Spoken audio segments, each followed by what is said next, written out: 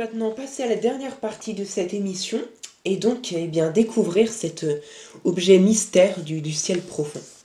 On va parler de la nébuleuse de l'anneau de la Lyre M57. Alors c'est parmi les objets les plus connus du catalogue de Messier.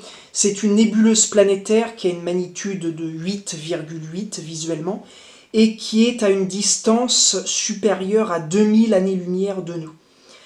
Alors elle a été découverte par Antoine d'Arquier de Pellepoix en janvier 1779, quelques jours seulement avant que Charles Messier ne la découvre à son tour et ne la rentre dans son catalogue. Voilà, donc c'est quand même lui qui a eu l'honneur de la cataloguer. Alors, cette nébuleuse, elle se compose d'un nuage circulaire ovalisé, brillant, entouré d'une région centrale plus sombre. Et à l'intérieur de cette région centrale sombre, il y a une étoile naine blanche, un peu plus massive que le Soleil, qui siège au centre. Sa magnitude, qui est très faible, plus 14,8, donc pas loin de la magnitude de Pluton, cache en réalité un astre très chaud. Effectivement, 100 000 degrés Kelvin en surface, ce qui n'est pas du tout comparable avec les 6 000 degrés Kelvin du Soleil en surface également. Alors cet astre a été découvert 21 ans plus tard, après la découverte de M57 même, par un astronome allemand.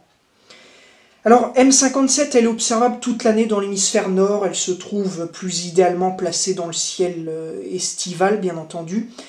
Pour la repérer, il suffit de localiser Vega, Vega qui est l'étoile principale de la constellation de la Lyre, et aussi du triangle d'été qui est constitué de Deneb et d'Altaïr, 3 étoiles brillantes qui forment, comme leur nom l'indique, un triangle dans le ciel, un très grand triangle même. Alors près de Vega, il y a 4 étoiles plus discrètes qui forment un parallélogramme.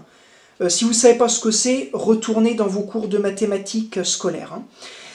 Il suffit alors de tirer virtuellement un trait entre Chéliac et Sulafate, les 2 étoiles du parallélogramme qui sont les plus éloignées de l'étoile Vega, et à 1/3 de distance sur ce segment, se révélera M57.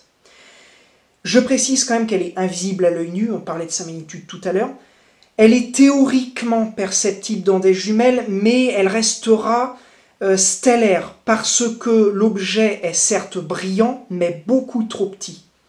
Il faut donc, vous l'avez compris, du grossissement, 50 fois minimum, 100 fois idéalement, et une lunette ou un petit télescope fera l'affaire. Maintenant, si vous voulez observer la naine blanche centrale, alors là c'est beaucoup plus difficile et il vous faudra de gros instruments d'amateurs. Pour la nébuleuse, pas vraiment besoin de filtre pour l'observer.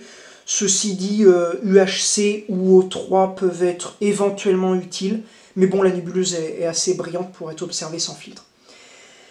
La nébuleuse, je précise pour finir que la nébuleuse sera plus facile en observation visuelle qu'en photographie, parce qu'elle a une émission lumineuse restreinte typique à ce genre de nébuleuse.